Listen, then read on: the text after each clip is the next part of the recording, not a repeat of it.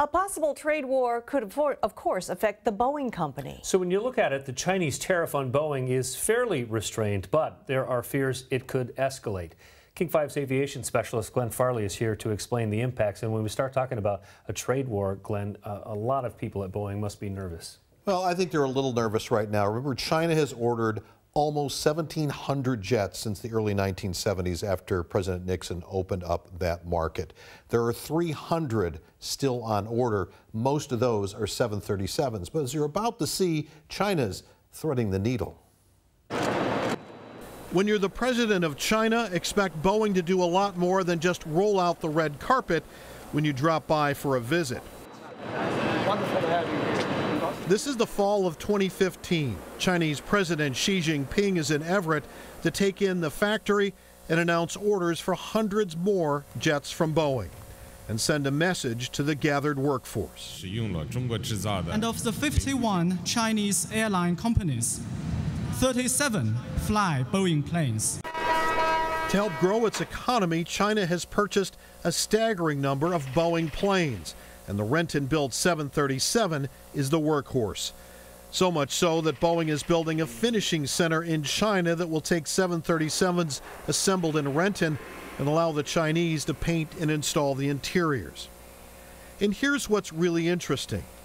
The Chinese tariff is limited to planes weighing just under 50 tons.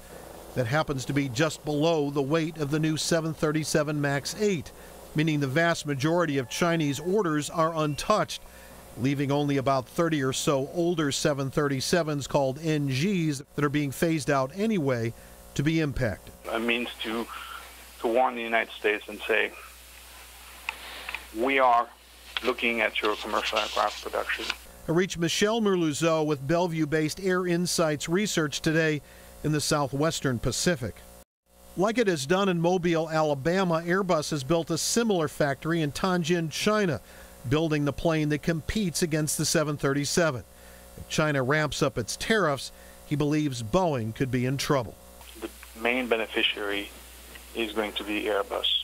There is a way for China to damage the United States and Boeing.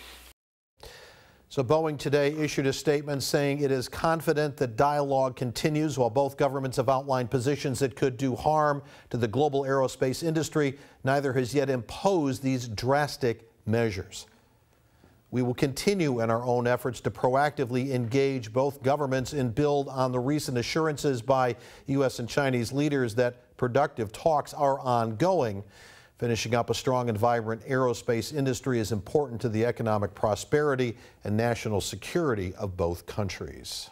So, Glenn, doesn't China need these planes? I mean, yes. So yes. Why would they impose these tariffs? Well, this is where I think this goes there, because they're going to end up paying for the tariff if they bring it in.